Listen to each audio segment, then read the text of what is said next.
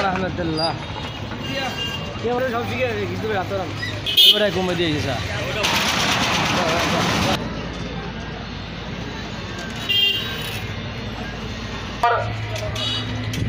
নৃশংস হামলা এবং বিভিন্নভাবে বিভিন্ন মানুষকে হয়রানির প্রতিবাদে এবং কুখ্যাত সন্ত্রাসী মসলিউদ্দিনকে গ্রেপ্তারের দাবিতে আজকের এই পশ্চিম এশিয়ার জনগণের মানববন্ধনের আজকে উপস্থিত হয়েছেন কুখ্যাত সন্ত্রাসী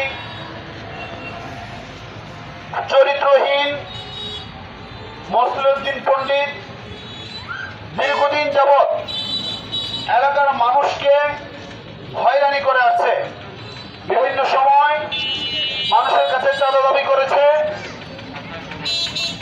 মহিলাদের গায়ে বিভিন্ন সময় হাত তুলেছে এবং তার চরিত্রের ব্যাপারে, তার যে হীন চরিত্র, এই চরিত্রহীন মসলিউদ্দিনের ব্যাপারে এলাকার মানুষের মনে অনেক ঘৃণা।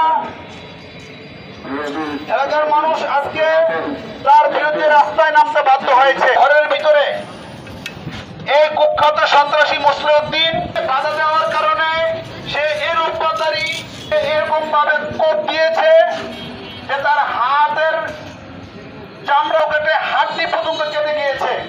খুব পরিতাপের বিষয়, প্রশাসন এখন পর্যন্ত মসলিউদ্দিনকে গ্রেপ্তার করে নাই।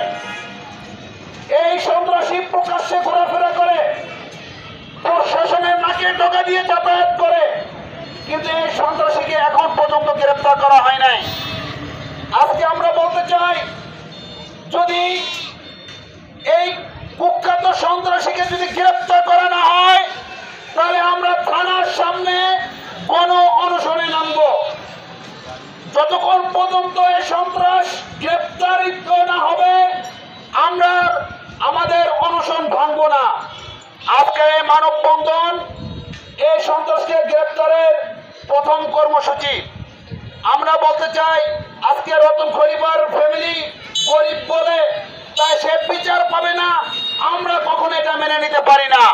অথচ আপনারা এখন পর্যন্ত একটা সন্ত্রাসীকে গ্রেপ্তার করতে পারলেন না।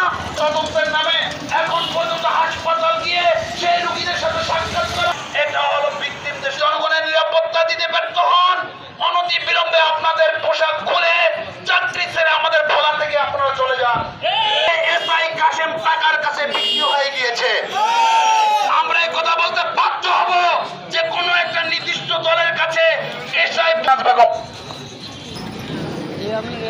নির্যাতিত করে, ওনার জন্য কেউ ঘরে ঠিকঠাক মতো থাকতে পারে না।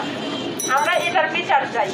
উনি কি এই দেশের কোনো কিছু? পুলিশ কেন, আর্মি বিডিআর কেন? ওনারা সাধারণ মানুষের নিরাপত্তা দেওয়ার জন্য। সাধারণ মানুষ কার উপরে ভরসা করবে, কাকে বিশ্বাস করবে? প্রশাসনের উপর। সেই প্রশাসন আজ কোথায় আছে? আমাদের সাধারণ মানুষকে নিরাপত্তা কেন দিচ্ছে না? আমরা কোথায় যায় দাঁড়াবো? ওনাদের কাছে আমাদের একটাই রিকোয়েস্ট, ওনাকে গ্রেপ্তার করুন। তাহলে আপনারা সবসময় বলেন আইন নিজের হাতে তুলে নিয়েন না। আমারে রড দিয়া যায় পিটাইতে ফাটাইতে গেছে। আমার স্বামী ডরে যায় ডরে ফলাইছে, আমার পিটাইতে জ্বর মধ্যে কোবাইবের মতো তাড়াতাড়ি আমার ঘরে নিয়ে গুছিয়ে ফলাইছে। এই পশ্চিম এলাকাবাসীদেরকে ৯ নং ওয়ার্ডের সকল অধিবাসীদেরকে অত্যাচার, টর্চার, নির্যাতন, চাঁদাবাজি, হয়রানি এমন কোনো অন্যায় নেই যেটা সে করে নাই।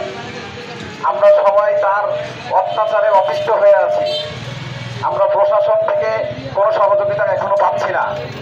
প্রশাসন আমাদেরকে সহযোগিতা না করলে প্রশাসন এই দেশে কেন আছে?